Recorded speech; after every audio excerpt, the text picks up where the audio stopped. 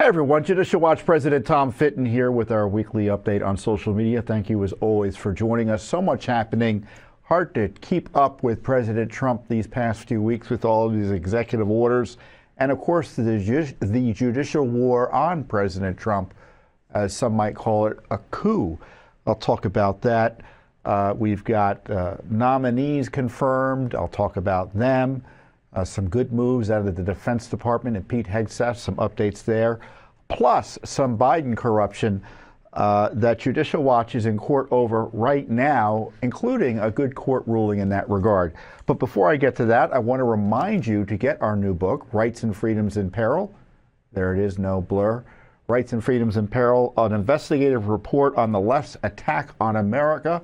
The left's attack on America has not slowed down. In fact, in many ways, it's getting worse with the escalation of threats of violence that we've been seeing that I'll talk about later in the program. Rights and Freedoms in Peril is your guide to what the Trump administration should be doing in terms of accountability. If you want to know why Fauci should be under investigation, you're going to want to read this book. If you want to know what about the details of the censorship, you're going to want to read this book. If you want to know the details of the lawfare against Trump and other Americans, you're going to want to read this book. Essential reading for patriots. Rights and Freedoms in Peril, great way to support Judicial Watch as well. It's on Amazon, all your favorite booksellers. So much happening, I can't track it all. But I'm going to try for you, my dear viewer, my dear listener. The number one issue recently, it seems, is obviously the president's executive orders and efforts to, as I've highlighted or observed before, gain political control over the administrative state. Exercise the rights of the American people, or exercise the rights to self-government on behalf of the American people, so that the bureaucrats actually do what the American people expect them to do, as delineated through the election, namely the election of President Trump, and to obviously a major extent, Congress as well. So in light of that, you've had President Trump take dramatic steps for reform that have been challenged, in my view, in court in a way that's inappropriate, not in the sense that, you know, the left is going to do what the left does in terms of challenging everything Trump does. The trouble is when the courts let them do it despite the rule of law. And some folks have been talking about impeaching judges. I don't know about that. We couldn't even impeach Biden. Are they going to impeach a judge over one adverse ruling against Trump? I doubt it. But I talked about this issue with Rob Schmidt on Newsmax just the other day.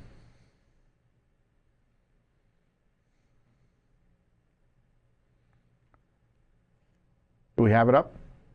Yeah, when you have a series of judges making extraordinary rulings that I think most would agree wouldn't have been made in similar circumstances for the president of another political party, or anyone not named Trump for that matter, you have to raise the question about whether politics whether politics are behind these judicial rulings or the rule of law. You know, typically, judges don't intervene in a light way, the way these judges have intervened to prevent the president from doing what presidents since the beginning of time have been able to do, which is to exercise the executive function, for instance, of firing someone or pausing funding for a minute and a half to make sure there's nothing fraudulent going on. Yeah. And for the courts to be intervening in this absurd manner or emergency fashion, to me is just an indication that anti-Trump animus, rather than the rule of law, is guiding their decision making. You know, and to kind of take the point further, I'm not a lawyer, but the lawyers will understand what I'm saying, and I hope I'm able to share my limited understanding with you in a way that allows you to understand it, is that when you seek an injunction, right, when you ask the court to intervene in an emergency fashion, there are kind of certain standards you need to meet in order for the court to be able to do that under law. And one of the standards is irreparable injury. meaning that unless it's stopped now, this person can never be made whole again. Well, in almost every case that Trump has been challenged, that standard hasn't been met. Namely, people suing to get their jobs back. It's the exact opposite. It tells you that's not an irreparable injury. A, they eventually could get their job back, or they could be made whole by someone writing a check to them. So at least one judge backed away from that injunction that was issued in terms of certain firings that were taking place. They said, in the end, you can just go and proceed normally here and perhaps get your job back. But other judges have intervened in a way to suggest that the president can't be president. You had one judge suggest that an employee, the Office of Special Counsel, that Trump fired, she ordered that he be rehired. In another judicial coup, leftist Obama judge here in D.C. essentially rehires Biden appointee fired by Trump and orders in a flagrant attack on the Constitution that Trump may not recognize the authority of any other person as special counsel. So Trump is appealing all of that. Another judge, John Bates, who's a Republican appointee from back in the day, he's been on the court a while. I think he was he a George W. Bush appointee or a George H.W. Bush appointee? I don't recall. He ordered Trump to put up his agency over at HHS to put up web pages promoting left-wing health agenda items. As I call it, leftist healthcare agenda items. Very controversial material advocating transgender mutilation of children, essentially. So what Trump did was that he abided by the court order. The left is disappointed that Trump is following the rule of law, even though the courts aren't. But they added to the pages basically a disavowal by the Trump administration that this material is appropriate. So good for them on that. But there's this serious issue of this judicial animus, and as I call it, the judicial coup. And I went through and I highlighted some. I was making some notes here, so bear with me. So one of the judges who initially issued one of these, in my view, improper injunctions against President Trump, this one related to birthright citizenship. Now that one, there could be a case of irreparable harm, arguably. So maybe the injunction wasn't completely off in that regard, but as I even say it, I don't know if I believe it. But in issuing this ruling, he personally attacked Trump. This is the quote from Judge John Kuhnhauer. He's out, I think, in Washington State. It has become even more apparent that to our president, the rule of law is but an impediment to his policy goals. He's a Reagan appointee. The rule of law is, according to him, something to navigate around or simply ignore, whether that be for political or personal gain. Why on earth would a judge be saying something like that? That's unethical in my view, to make a political statement like that. An unneeded political statement in the context of the ruling. The debate about birthright citizenship is a debate. The fact that the president is promoting a change in the legal analysis in a way that he thinks better comports with the plain text and meaning of the Constitution, and he gets a political broadside from that, like that, from a federal judge. And I already referenced Judge Amy Berman Jackson. Here's more detail. She reinstated the head of the Office of Special Counsel after Trump fired him, an extraordinary intrusion into President Trump's core constitutional functions, the hiring and firing of employees. Now, there are areas where President Trump is telling Congress, who has tried to restrict his ability to fire agency heads and other certain employees in the federal branch and the executive branch, that they don't have the right to do that. So in some cases, he's actually violating the law in the sense that he is challenging the law by saying, I'm going to fire them anyway. and let's go to court and fight it out because I have this prerogative as president. But the idea that that there's an emergency requiring that this guy be put back into office over objections of the president, and they order Trump and his team that they have to, quote, recognize his authority?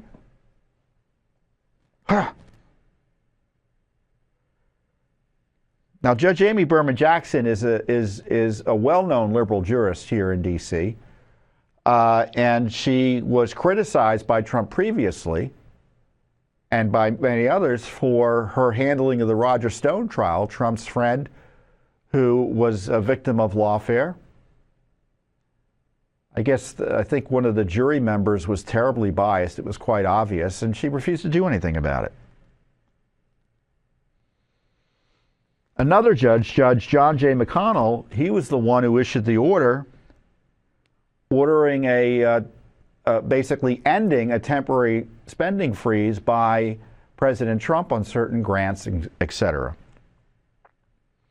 Now, prior to him being a judge, he was a kingmaker up in Rhode Island, a Democratic kingmaker. He made a bunch of money as a plaintiff's lawyer, it looks like, major Democrat donor. If you were a Democratic politician, based on what I could find about him, you basically needed to, he was someone important to know. And so I guess in gratitude for his support politically and in recognition of his job well done, Obama and the Democrat Rhode Island senators, including Senator Whitehouse, who hates conservatives, placed him in there as a federal judge. And prior to his becoming a judge, McConnell essentially said Trump was a tyrant. Terrible evidence of bias. Would it be enough to trigger recusal? Maybe. But it shows you where he's coming from in terms of the willingness. This is why perhaps he was willing to intrude on the president's powers here.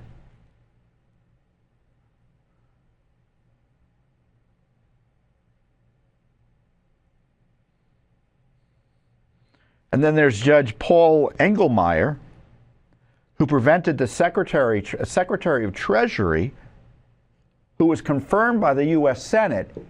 He initially found that he can't communicate or gain access to certain Treasury payment and other financial data because he was afraid of DOGE somehow being involved. By the way, DOGE being federal employees of the President of the United States working in the White House. I mean, that order was so bad, another judge came in and kind of had to pull it back a little bit, still too restrictive of the president's prerogatives, but at least the other judge said, well, you got to let the Treasury Secretary be able to do his job.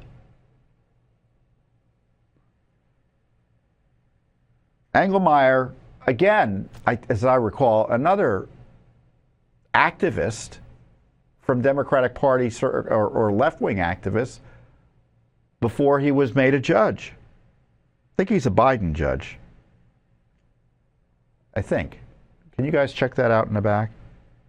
And then there are like a series of judges here in D.C. who just go out of their way, in some cases, to attack President Trump.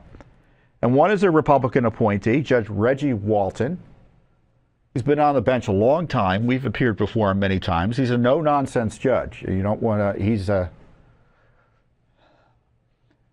He's a straight shooter in some respects, but he doesn't like Trump, and it's gotten the best of him, in my view. Engelmeyer is an Obama appointee. One might say that the Biden judges are Obama appointees too, but that's another debate. Walton made anti-Trump statements on CNN infamously, essentially complained also that Trump hadn't been arrested. Oh, no, that was another judge. His statement on CNN, he approved of a gag order on President Trump issued by a state court judge. I mean, federal judges shouldn't be commenting on proceedings in other courts like that. And, of course, attacking the president and complaining about the president's speech as president or as a litigant, who is before his courts and colleagues on his court. D.C. is a small court, is inappropriate. And then, of course, there's Judge Tanya Chutkan, who presided over the Jack Smith prosecution of Trump here in Washington, D.C. Chutkan could be reliably counted on to rule against Trump on everything. I'm sure there was something that she didn't rule against him on, but you understand my point.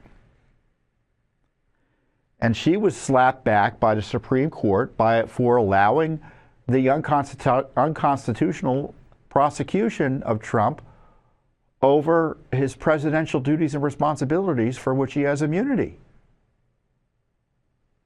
And it wasn't like it wasn't a big issue. She just gave it short shrift, and Chief Justice Roberts was furious about it. He said he didn't understand why the lower courts just pretended this wasn't an important issue. Not so much that they ruled one way or the other, in that they kind of rushed it through. He didn't say that it was obviously for politics because they wanted to get him before the election, but to me that was rather obvious.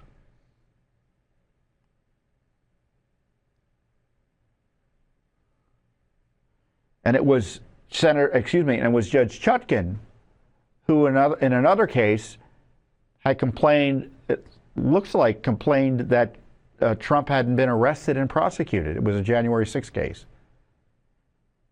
I mean, she shouldn't have been holding or presiding over Trump's trial or prosecution because of her bias. And Judge Beryl Howell, another colleague, she was chief judge here for a period of time in Washington, D.C. And the chief judge of the District of Columbia courts, I think it's true in other district courts too, they run the grand juries. They're responsible for grand jury proceedings. And she ruled against Trump on virtually everything. All sorts of civil rights issues and presidential prerogatives, executive privilege, attorney-client privilege. Trump couldn't get the time of day from Beryl Howell. And as importantly, as I mentioned with Chutkan, she allowed these violations of the Constitution in terms of the prosecution of Trump and kind of the rogue aspect of the prosecutors going into the president's duties and responsibilities as president and trying to prosecute him over those very actions that they had no business doing. And Judge Howell should have not let happen. She was also slapped back by the Supreme Court.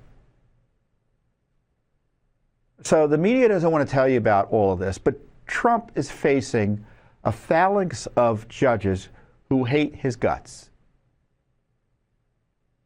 Judge Merchan up in New York, what did he do? I mean, you know all the rulings he made against Trump, almost on everything substantial. Literally gave money to Joe Biden's campaign in violation of ethics rules. Oh, he didn't recuse himself. Not to mention his daughter being directly involved with political enemies of Trump in the Democratic Party in terms of doing business with them. Judge after judge after judge on Trump's criminal cases, and now we're seeing on these EOs,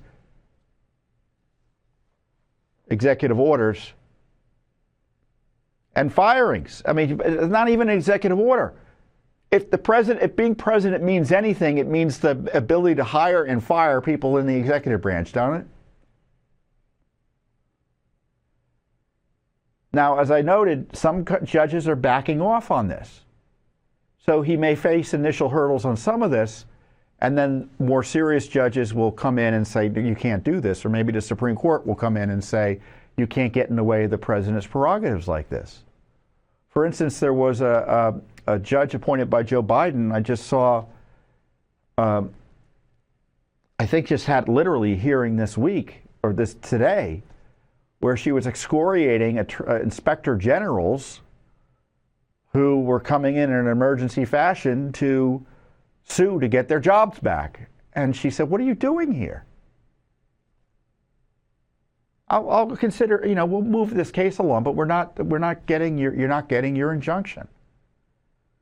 So it doesn't necessarily mean, to be clear, it's not the appointing authority, whether the president, that's the issue. It's the individual judges too often, because you can get judges appointed by members of either political party, presidential party, who are sensible.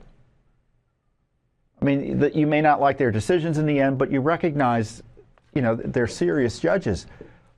But I tell you, this anti-Trump animus is a danger to the rule of law and the judiciary. So hopefully it calms down. People just calm down. And the good news is Trump is just proceeding along, and he's not stopping. And he affirmed, because the left was all excited, Trump's going to ignore the judicial rulings. And he said, I'm not going to ignore, I'm going to appeal them. He goes, I don't think these judges are right, but we're going to follow the rules. He's concerned that I'm trying to get spending curtailed and fraud stopped, and now the momentum in doing that is hampered by these biased judges, but he'll follow the rules, and the taxpayer suffers. The judge allowed, pulled back in terms of, I think it was the ruling I was talking about earlier. Now that I recall, I remember it more clearly. That the president's efforts to allow people to retire early with the severance package, they get early retirements or buyouts, however you want to call it. He said there's a deadline. The president said you have to decide by date X. And the judge says, no, we need more time. And then just this week he said, okay, well, the president's prerogatives are correct here. And the president can set the deadline. And the deadline has since passed. So about 75,000 federal employees have taken the buyouts. So they will no longer be working after several months for the federal government. We won't be paying them. And then the president has ordered the firing of what are called probationary employees recently hired. And generally, there's a period of time, I think it's a year or so, that they just can be fired at will. And at least 200,000 employees in that regard are being let go. So the train keeps moving. The Trump train keeps on moving in terms of cleaning up government corruption. DOGE is in the IRS. DOGE is canceling contracts. And Elon Musk was with the president the other day. Again, he is an employee of the president of the United States, the federal government, working for the president in the White House. He's not a rogue agent. He works for President Trump. And he made the point, he says, we've got to be able to control the bureaucracy if we want to have what is called a democracy. I call it a constitutional republic. I understand democracy.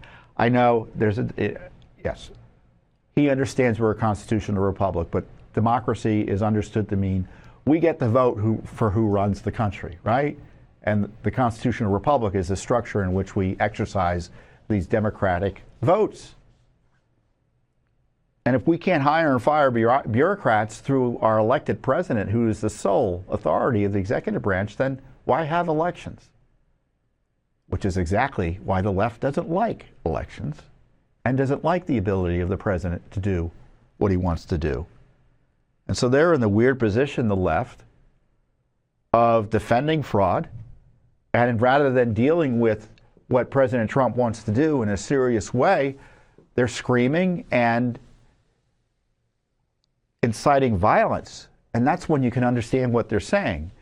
So we've got a series of videos, a few videos where I'm commenting or watching them about highlighting the dangerous insanity of the extremist left, who are trying to defend do-nothing federal employees, hundreds of billions of dollars in government waste, fraud, and abuse, and making sure that you as a taxpayer have no way to control it. Let's go to the first video. I want to hear why, but do you think that calling Elon Musk a dick is effective messaging for confronting what is a potentially irreversible transformation of the U.S. government? Well, he is a dick. And I think he's also harming the American public in an enormous way. And what I think is really important, and what the American public want, is for us to bring actual weapons to this bar fight. This is an actual fight for democracy. What is he doing here? He is inciting violence against Elon Musk, calling for people to bring actual arms. This is what the left has been doing. It's what they like to do, which is to incite and cause violence against their political enemies. He's putting Musk's life in danger. He's putting Trump's life in danger. He's putting so many lives in danger. I think the House should consider censuring him or expelling him. I mean, that was completely shocking. I mean, I half joked, I almost turned green and turned into the Hulk watching all that crap. It's unbelievable. I mean, this is no joke when you start calling on people to bring actual weapons to a public policy debate to, quote, fight. How is that not incitement? Now, is it criminal incitement? Maybe. Is it unethical as a member of Congress? Yes. Mike Johnson and Republicans in Congress and any honest Democrats who actually believe in the rule of law should take action against that member of Congress. I forget his name. I forget his name? Was it Garcia? I think it was Garcia who did it. Well, we'll figure it out. Let's go to the next tape. I mean, that was the worst of it. It's as bad, semi-comical, because it gets even less in terms of at least he specifically says what he wants done. The rest of this gang here, they don't even know what they're complaining about. Now, I'm going to be quick because I want to send a message to somebody. Elon, take your musty millions and musty Moscow rights to the moon. Because if you don't, we're going to stand up, we're going to speak out, we're going to march, we're going to do anything we need to do to make sure that the people of this country understand that the CFPB is for them. You get your musty hands off of our money or go to Moscow, you musty moon. Oh, what is happening? He sounds like a 3-year-old complaining that the CFPB is going to be run by a presidential appointee. The CFPB, the Consumer Financial Protection Bureau, is a notoriously, I would say, rogue agency that exercises its powers to undermine our financial system on behalf of the radical left. Let's put it this way. It's the idea of Senator Elizabeth Warren. And Judicial Watch years ago exposed how they were vacuuming up the credit card information of millions of Americans, supposedly anonymized. No one believes that was the case. And they've just gotten worse and worse since then. And they can't defend it other than by saying moo moo.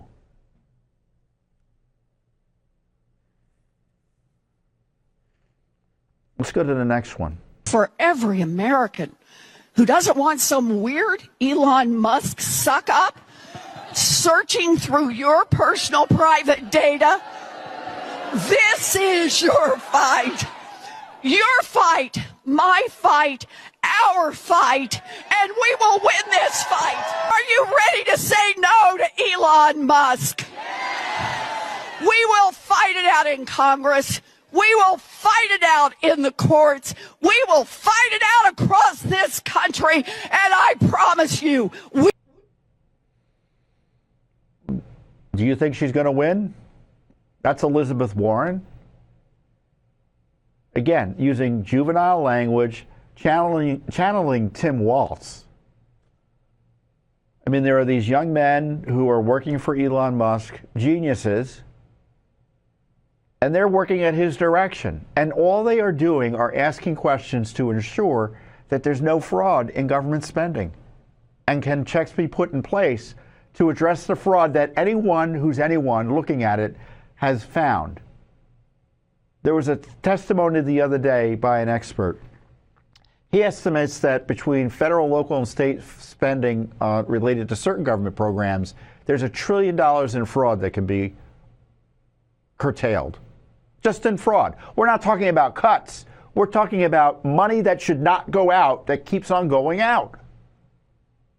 And what's outrageous about what's going on with Musk and President Trump and DOGE is there's not one thing, I say that, I exaggerate, I'm sure there is, there's virtually nothing in terms of fraud, waste, and abuse, and the concerns about failures to have systems in place to prevent them.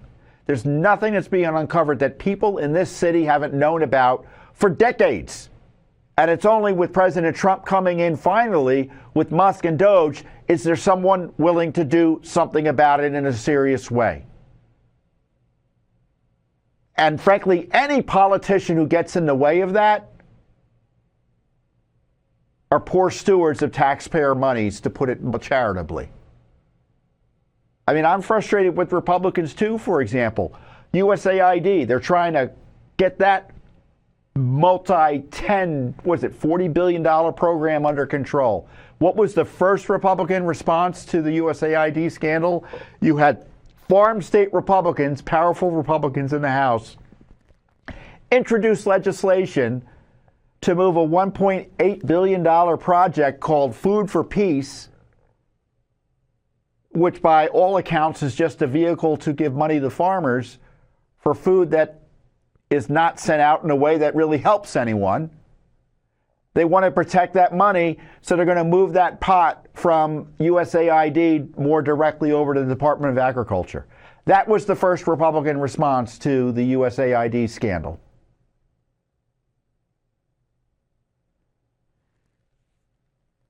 So you see all these Democrats inciting violence, mocking Musk, saying silly things.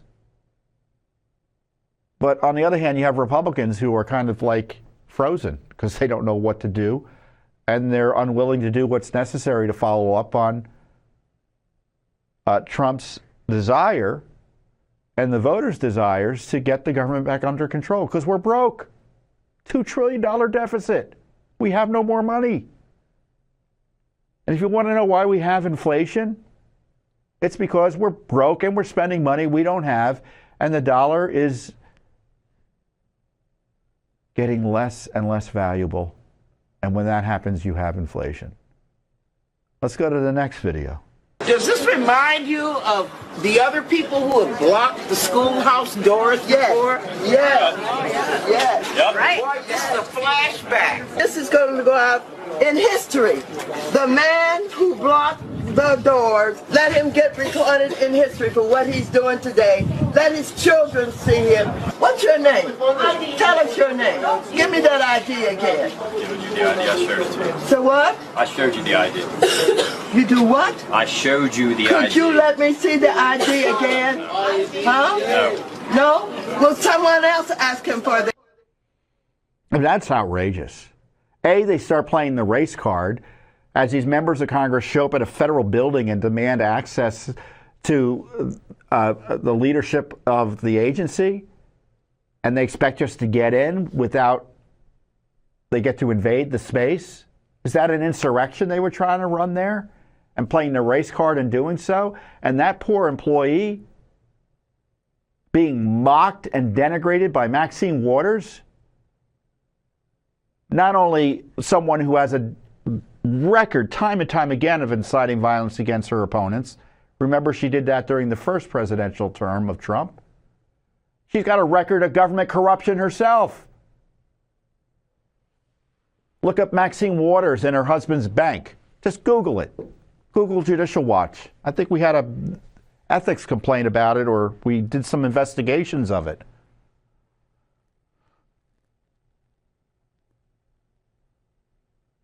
And it's this incitement, that they're putting the targets on the back of their opponents. I mean, that poor guy, I'd be worried about his safety if I were him. Let's go to the next tape. Look, the communist left likes to use language like fascist and Hitler and Nazi to smear their political opponents like Elon Musk, not just because of the rhetoric, but because they know it incites violence and it justifies violence against their political enemies. They want to end Trump, obviously. They want to hurt conservatives. They're opposing DOGE and any government reform. But instead of just persuading, they want violence. This is the communist way, and it's deadly dangerous. As I said, it's putting Trump at risk. It's putting Musk at risk. Anyone who works for Trump at the White House at risk, and of course, other innocents throughout the country. And I continue to be concerned about the Secret Service. That hasn't been fixed yet. Musk is at the White House. He's kind of going in and out. But I suspect he probably has personal security because he's been under threat for some time, and is rightly sensitive for his family over that. So I'm outraged because Trump is doing basic government reform work, and for that he's being threatened with violence. He and his people. I understand the government unions are going to oppose it. I understand the left is going to sue. But don't start talking about fighting people in the streets. Don't start talking about bringing actual weapons to the debate. Don't call people fascist and Nazi in a way that targets people for violence. But, commies are going to be communists. There's a famous book. Maybe it's not that famous, but I always was struck by the title. And I may be I may be not repeating the title correctly, but the point is, you can trust the communists to be communists. You can trust the communists to be communists.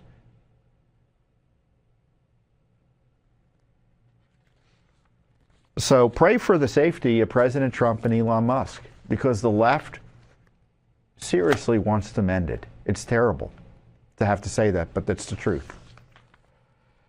And so Judicial Watch, we will investigate the deep state insurrection encouraged by these outside leftists.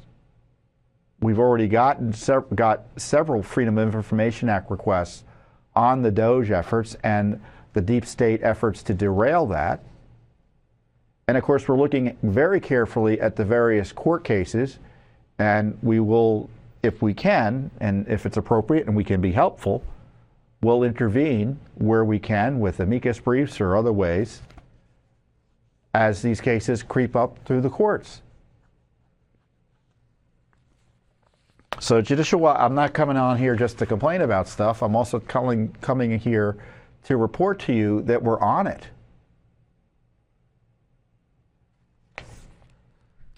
And frankly, I think Congress should be on it as well. We've had some good news this week with finally some confirmations. Tulsi Gabbard got confirmed. As I've highlighted, Tulsi is an enemy of the deep state. They hate her.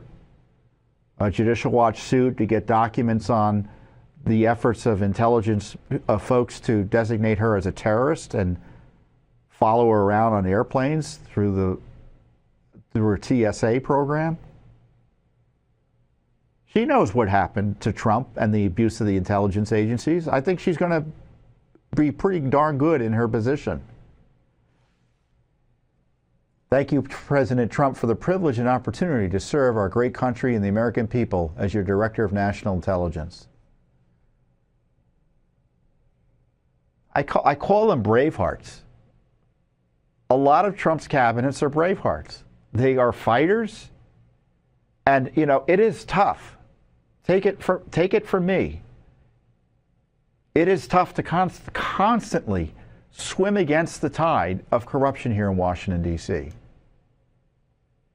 And you do it And, to me, it's a divinely inspired effort. And I'm sure many of these other folks would agree with me there. I mean, you can't help but do it when you think you've got the truth on your side. And the truth here is this city is terribly corrupted. There have been terrible scandals targeting President Trump, our Republican form of government, our Constitution, our core civil liberties. And we need people who are going to protect the Republic. Robert F. Kennedy, he knows about the Fauci corruption. He knows about the vaccination craziness with COVID, etc. I mean, the president today signed an EO. He must be in like 100, he's got to be over 100 executive orders by now, or executive actions. He hasn't been in office for a month yet. Barring federal funding for schools that mandate COVID vaccines for children. I mean, I forgot about the fact that would have been going on. That was just so outrageous, given the paucity of data and the actual data showing the potential danger of vaccines for young people, specifically the COVID vaccines in this case. So gain of function. I mean, I tweeted out, I don't know if we can find the tweet. Can we find the tweet about the dear RFK, about the fetal parts and such?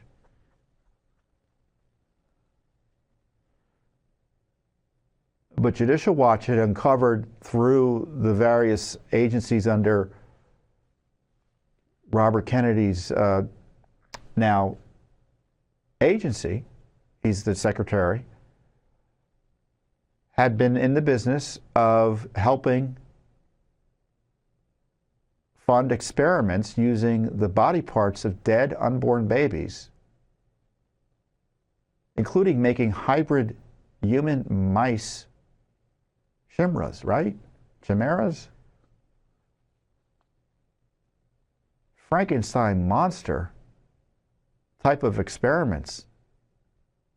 Barbaric experiments paid for with your tax dollars.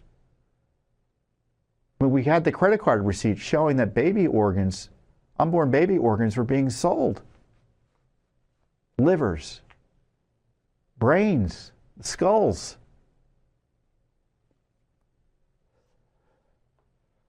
I hope Kennedy figures out if any of that's still going on and shuts it down. I mean, these are serious times. I mean, if we're killing unborn babies and then using their parts for experiments, creating human-animal hybrids, well, God help us. And then, of course, our military. Oh, there's the video. There's the thing. What is that? Evil. Oh, there it is. Yeah, that was a good tweet, as I wrote. Dear Secretary Kennedy, records show purchases of fetal organs, heads, and tissue for a humanized mouse project. And then there's the lower quote there, and that was the phrase that was a phrase literally from the documents. The FDA paid for fresh and never frozen human fetal parts for use in humanized mice creation. Fresh and never frozen. They're talking about the organs of little unborn babies killed through abortion.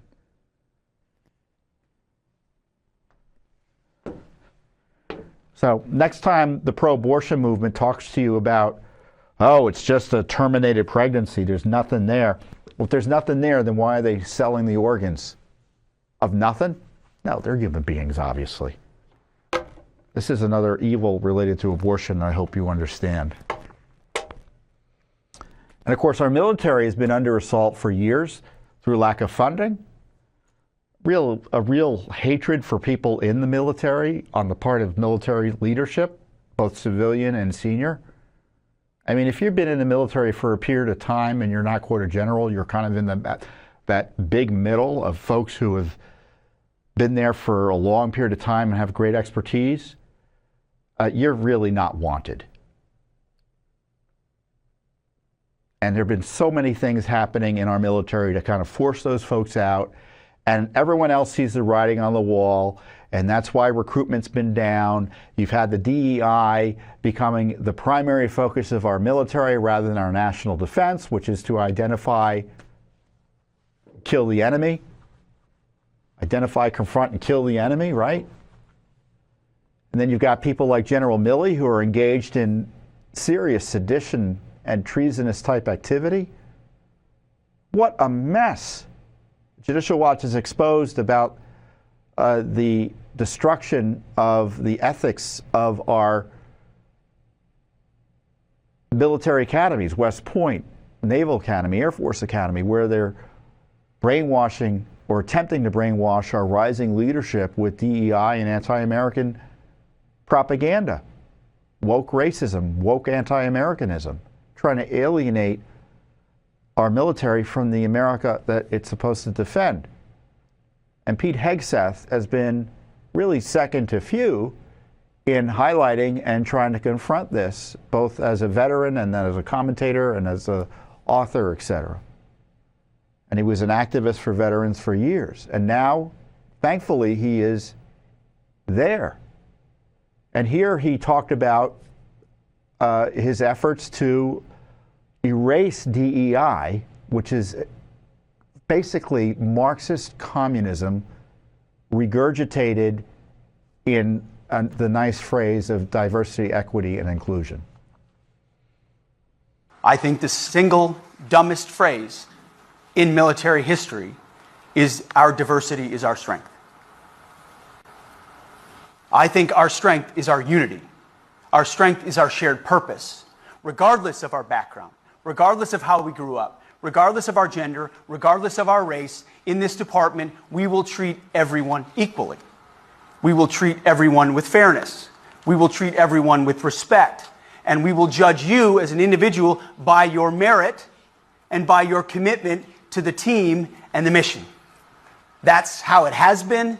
That's how it will be. Any inference otherwise is meant to divide or create complications that otherwise should not and do not. I'm excited for the good men and women in the military who have been suffering for the last 4 years. And I'm so happy to think how happy they must be to see Pete Hegseth finally start talking like a normal person about what the military and our Defense Department is supposed to be doing. And how and what the culture should be in the military. I mean, that is as good. That's as good a public policy advance as I've seen in recent memory, and I hope it holds, and I hope it sticks. And you see his concern for the troops. He was visiting. Where was he visiting? He was in Germany, right? And he shows up, he gets in there late, and he wakes up in 2 hours and works out with the troops. Well, good to see Pete Hegseth working out with his troops. What a boost for morale. I think Pete's mere presence as Defense Secretary is going to increase recruiting. He's done so much great work already, destroying DEI. God bless. Yeah, I mean, that's just great to see. And of course, the media just hates Pete Hegseth. They hate anything related to Trump. And the media story about Pete's visit to Germany was some left-wing little kids walked out of a school on a military base to protest him. That was the headline. He's there making these powerful presentations, really just, as I say, increasing the morale boosting the morale of the troops in just tremendous ways. And and he was even laughing about it. He goes, I may look young to the media, but when you're around these troops, you realize you're not that young, especially when you're exercising with them and working out, doing PT with them. So he's a great guy, and I think he's a phenomenal pick, and I'm very hopeful. Now, does it mean we're not going to sue the Defense Department if we don't get documents like we're supposed to? No. Does it mean we won't be pushing him to do the right thing in a way that gets us there faster and more aggressively? No.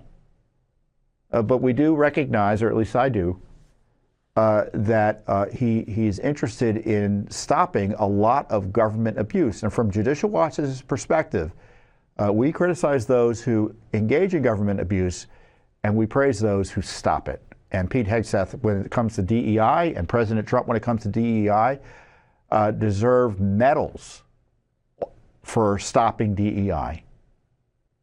Because it could have, if left unchecked, DEI, and it's designed to destroy our constitutional republic.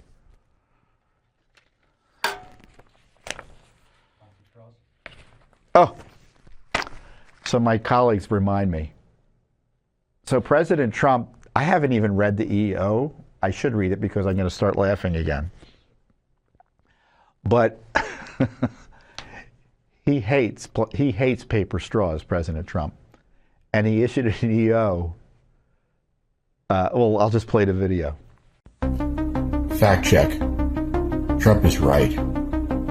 Paper straws don't work. Plus, they're gross. They are gross.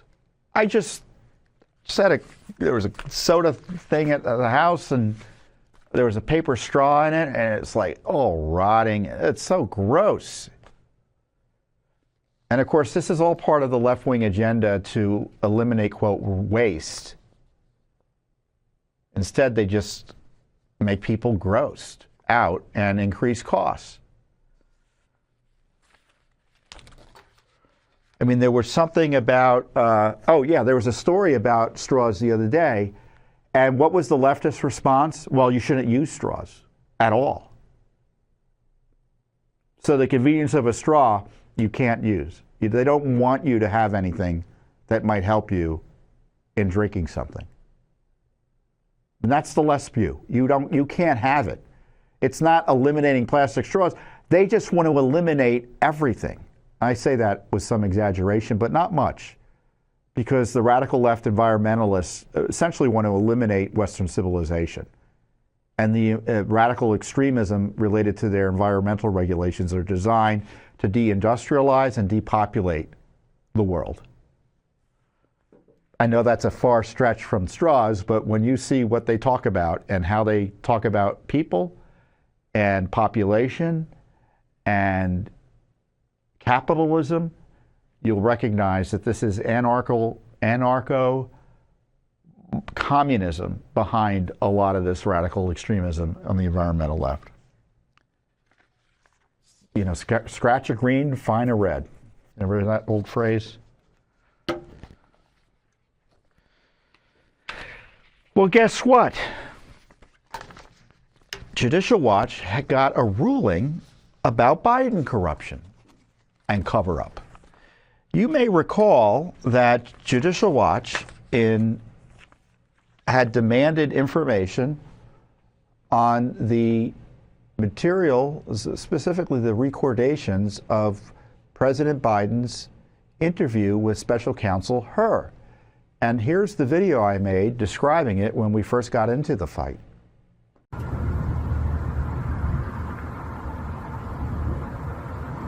Hey everyone, Joe Biden is so desperate to keep those audio tapes of his special counsel interviews away from you and from Congress that he is asserting executive privilege in a way that's never been done before in American history. And of course, it's also designed to protect Attorney General Garland, who seems so intent on hiding these audio tapes that he's willing to go into contempt of Congress, joining Barack Obama's Attorney General Eric Holder as the only Attorney General found in contempt of Congress. I tell you, Judicial Watch is already now in federal court suing for these audio tapes. They have asserted privacy exemptions to hide the records from us. They're trying to protect Joe Biden's privacy. Now, on top of that, now they're asserting executive privilege. We've never seen anything like it before. The tapes must be devastating. Now, Judicial Watch is going to pursue this issue in federal court. Frankly, I think we'll get the audio tapes before Congress does at this rate. But we're here fighting for you, the American people, as Joe Biden tries to cover up his corruption. and cover up evidence of his dementia. I talk about the 25th Amendment. I talked about the coup.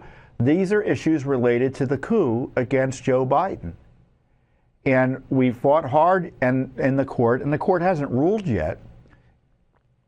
So it was interesting to see a court ruling. The court issued an order out of the blue, we didn't ask for it, asking the Trump Justice Department, hey, has your position changed from the Biden Justice Department on the releasability of these tapes? Here's the order. In light of the recent change in administration, it is hereby ordered that defendant shall, meaning the Justice Department, now run by Pam Bondi under President Trump, shall by February 19th, 2025, when is the 19th? Is that Thursday next week? Today's the 14th, right? So next Friday. Is that Friday? Yeah. So anyway, next week, February 19th, 2025, file a status report confirming that its position outlined in its motion for summary judgment, where it made all the arguments as to why this material can't be released, a memorandum in opposition remains unchanged. Signed by Judge Timothy J. Kelly on February 12th. So isn't that interesting? He's essentially inviting the Trump administration to change their point of view and release the material. We filed the recordings. We filed the lawsuit, the FOIA lawsuit, in D.C. court here. We're the lead plaintiff in the case. And we want the audio recordings of Biden's interviews with her. Now, this lawsuit filed by Judicial Watch already forced them over at the Justice Department to admit that the transcript was altered. So Biden was saying, sorts of things that might make you look bad if it's in the transcript in terms of adding to the perception of your dementia. They deleted all of that. They removed that, edited it out. They altered the transcript, which is a no-no. Court transcripts don't get altered like that. You might be able to correct a transcript in the sense that, you meant to say Thursday when you meant Wednesday, or, an alteration that's within reason. But you don't get to change the words like that.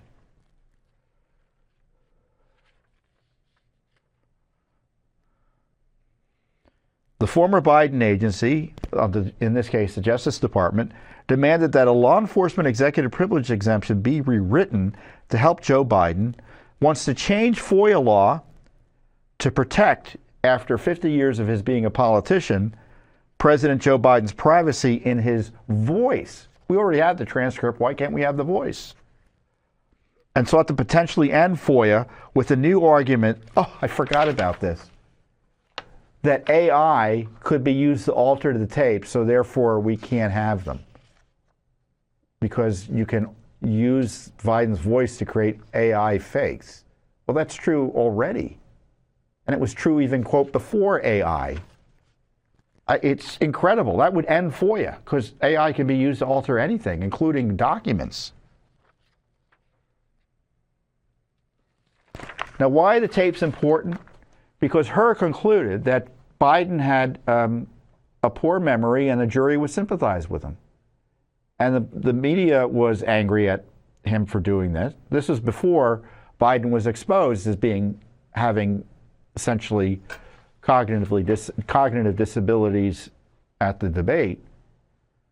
But politically, they didn't want that coming out at the time. And so the White House pushed back on it, and the media hounded her for making that conclusion. And of course, it was used as an excuse by her not to prosecute him.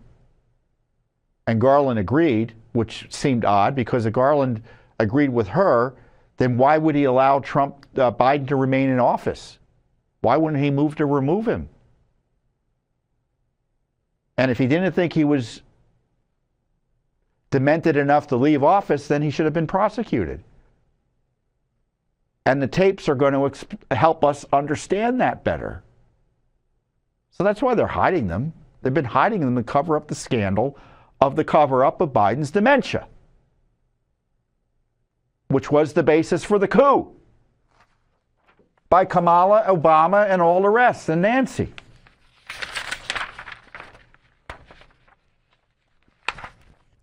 So we hope the Justice Department under President Trump and Pam Bondi accept the court's evident invitation to release the tapes and to end the Biden regime's cover-up of Biden's evident dementia.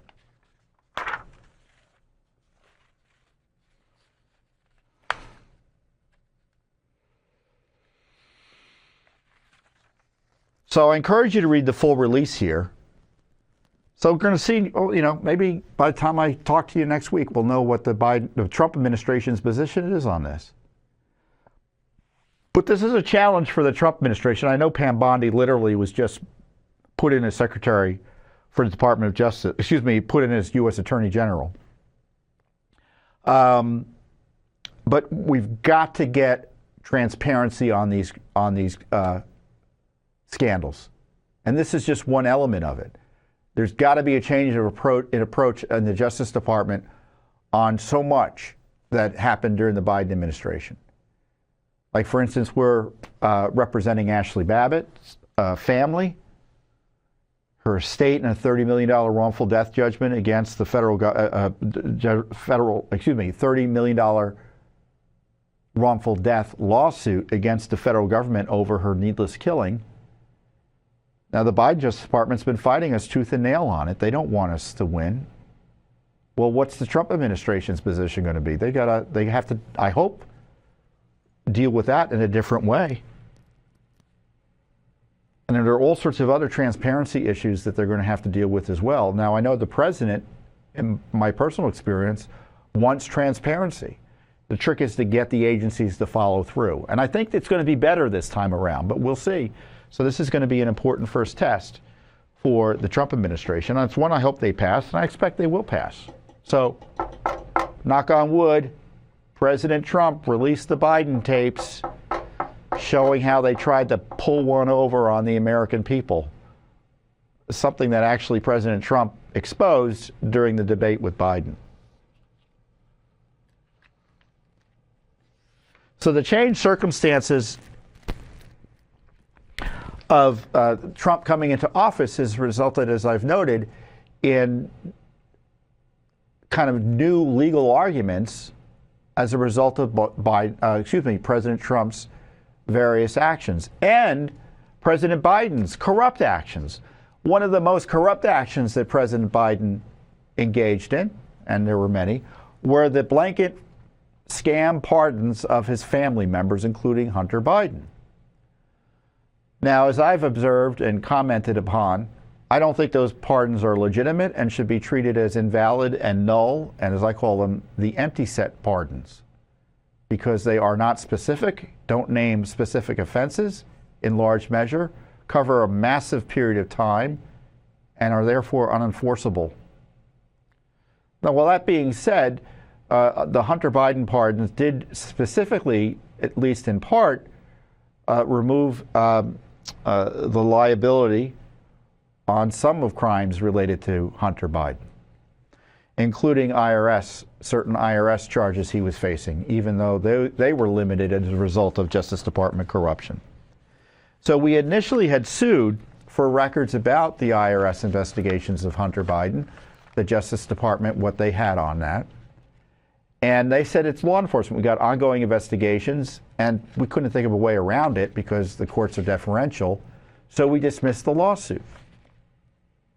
As I say, we filed as our press release says, we filed an earlier lawsuit in 2023, the July of 2023, after the Justice Department failed to respond to our FOIA request for access to public records of Special Counsel Jack Smith.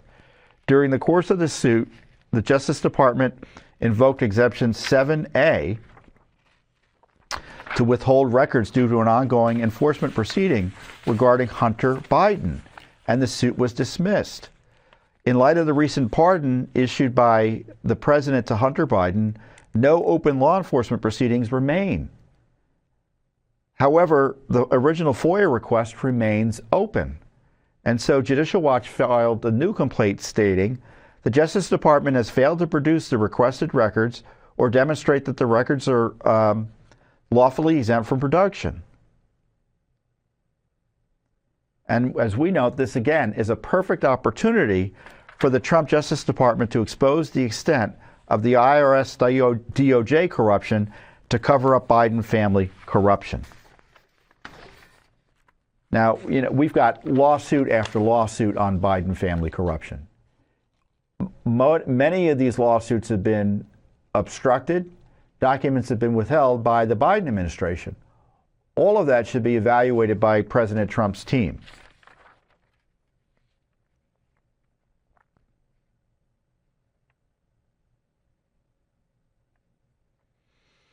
And this is what we were specifically requesting. Records of communications, including email attachments, text messages, calendar invites, etc., of the Office of Attorney General or the Office of Deputy Attorney General or any person acting on their behalf regarding the Internal Revenue Service investigation of Hunter Biden.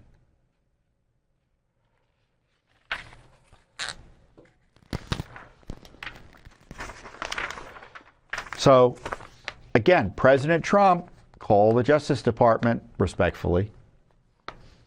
Let's get the documents, expose the Biden corruption, and frankly, it should be criminally investigated within the law as well. So there is so much going on with President Trump's CEOs, the various court cases, our ongoing FOIA lawsuits for current issues related to the deep state insurrection against Trump, and past issues, which in my view are ongoing, which is the deep state corruption that sought to blow up our elections, sought to jail President Trump, frankly sought to get him killed. All this litigation is ongoing by Judicial Watch. And so I encourage you to support our work because we just don't give up. I mean, sometimes we end cases because the court says you've lost. But as you can see with our most recent case, well, we had to stop a lawsuit. Well, circumstances changed, so we started the lawsuit back up. But to me, that's brilliant Judicial Watch legal maneuvering, and not many other people would think to do that. But because we got such great experience over 30 years in pursuing these rule of law issues on behalf of you, the American people, and we've got such a great team of lawyers and investigators and my other colleagues here, we are just always right at the tip of the spear on behalf of government transparency, accountability, and the rule of law and the U.S. Constitution. And we're only able to do all of that with your support. I encourage you to go to judicialwatch.org and donate today. And with that, I wish you the best, and I will see you here next week on the Judicial Watch Weekly Update. Thanks for watching. Don't forget to hit that subscribe button and like our video down below.